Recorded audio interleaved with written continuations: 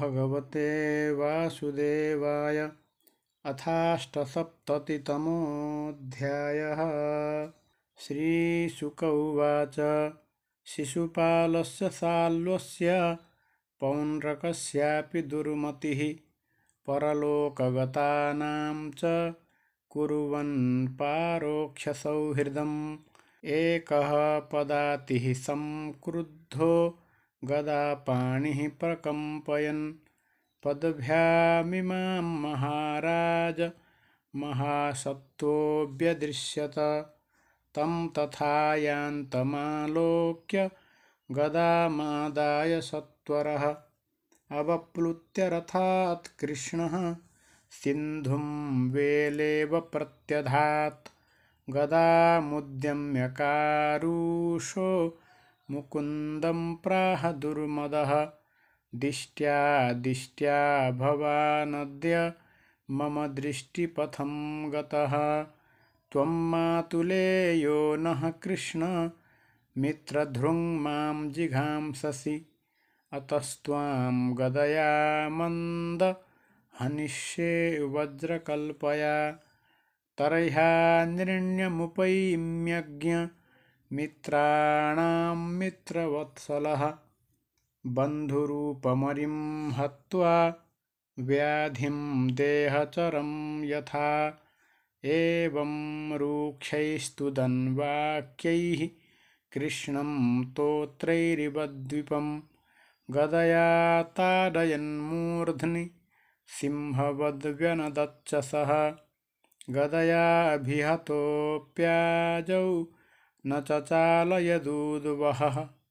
कृष्णोऽपि तमहन् गुरुव्या कौमोदक्यास्तनान्तरे गदा निर्भिन्नहृदय उद्वमन् रुधिरं मुखात् प्रसार्य केशबाह्वङ्घ्रीन् धरण्यां न्यपतद्व्यसुः ततः सूक्ष्मतरं ज्योतिः कृष्णमाविशदद्भुतं पश्यतां सर्वभूतानां यथा चैद्यवधे नृप विदुरथस्तु तद्भ्राता भ्रातृशोकपरिप्लुतः आगच्छदसिचरमभ्यामुच्छ्वसंस्तज्जिघांसया तस्य चापततः कृष्णश्चक्रेण क्षुरनेमिना शिरो जहार राजेन्द्र सकिरीटं सकुण्डलम् एवं सौभं च साल्वं च दन्तवक्त्रं सहानुजं हत्वा दुर्विषहानन्यैरीडितः सुरमानवैः मुनिभिः सिद्धगन्धर्वैर्विद्याधरमहोरगैः अप्सरोभिः पितृगणैर्यक्षैः किन्नरचारणैः उपगीयमानविजयः कुसुमैरभिवर्षितः वृतश्च वृष्णिप्रवरैर्विवेशालङ्कृतां पुरीम् एवं योगेश्वरः कृष्णो भगवान् जगदीश्वरः ईयते पशुदृष्टीनां निर्जितो जयतीति सः श्रुत्वा युद्धोद्यमं रामः कुरूणां सह पाण्डवैः तीर्थाभिषेकव्याजेन मध्यस्थः प्रययौ किल स्नात्वा प्रभासे सन्तर्प्य देवर्षिपितृमानवान् सरस्वतीं प्रतिस्रोतं ययौ ब्राह्मणसंवृतः पृथूदकं बिन्दुसरस्त्रितकूपं सुदर्शनं विशालं ब्रह्मतीर्थं च चक्रं प्राचीं सरस्वतीं यमुनामनुयान्नेव गङ्गामनु च भारत जगामनैमिषं यत्र ऋषयः सत्रमासते तमागतमभिप्रेत्य मुनयो दीर्घसत्रिणः अभिनन्द्य यथा न्यायं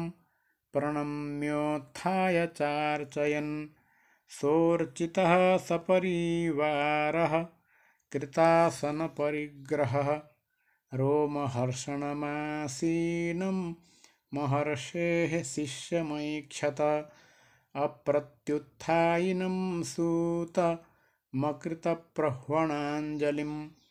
अध्यासीनं च तान् विप्रांश्चुकोपोद्वीक्ष्य माधवः कस्मादसाविमान् विप्रा नध्यास्ते प्रतिलोमजः धर्मपालांस्तथैवास्मान् वधमर्हति दुर्मतिः ऋषेर्भगवतो भूत्वा शिष्योऽधीत्य बहूनि च तेतिहासपुराणानि धर्मशास्त्राणि सर्वशः अदान्तस्य विनीतस्य वृथा पण्डितमानिनः न गुणाय भवन्ति स्म नटस्येवाजितात्मनः एतदर्थो हि लोकेऽस्मिन् नवतारो मया कृतः वध्या मे धर्मध्वजिनस्ते हि पातकिनोऽधिकाः एतावदुक्त्वा भगवान् निवृत्तो सद्वधादपि भावित्वात्तं कुशाग्रेण करस्थेनाहनत् प्रभुः हाहेतिवादिनः सर्वे मुनयः खिन्नमानसाः ऊचुः सङ्कर्षणं देव मधर्मस्ते कृतः प्रभो अस्य ब्रह्मासनं दत्तमस्माभिर्यदुनन्दन आयुश्चात्माक्लमं तावद् यावत् सत्रं समाप्यते अजानतैवाचरितस्त्वया ब्रह्मवधो यथा योगेश्वरस्य भवतो नाम्नायोऽपि नियामकः यद्येतद्ब्रह्महत्यायाः पावनं लोकपावन चरिष्यति भवान् लोकसङ्ग्रहो नन्यचोदितः श्रीभगवानुवाच करिष्ये वधनिर्वेशं लोकानुग्रहकाम्यया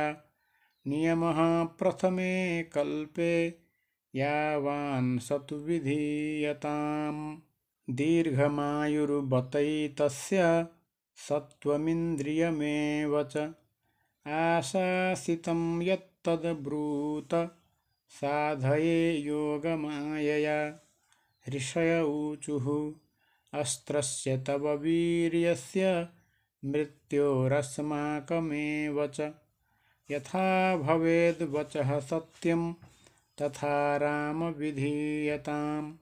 श्रीभगवानुवाच आत्मा वै पुत्र उत्पन्न इति वेदानुशासनम् तस्मादस्य भवेद्वक्ता आयुरिन्द्रियसत्त्ववान् किं वः कामो मुनिश्रेष्ठा ब्रूताहं करवाण्यथ अजानतस्त्वपचितिं यथा मे चिन्त्यतां बुधाः ऋषय ऊचुः इल्वलस्य सुतो घोरो बल्वलो नाम दानवः सदूषयति नः सत्र मेत्यपर्वणि पर्वणि तं पापं जहिदासार्ह तन्नः शुश्रूषणं परं पूयशोणितबिणमूत्र सुरामांसाभिवर्षिणं ततश्च भारतं वर्षं परीत्य सुसमाहितः चरित्वा 12 मासांस्तीर्थस्नायी विशुध्यसे श्रीमद्भागवते महापुराणे पारमहंस्यां संहितायां 10मस्कन्धे उत्तरार्धे बल्वलवधोपक्रमो नाम 8सप्ततितमोऽध्यायः।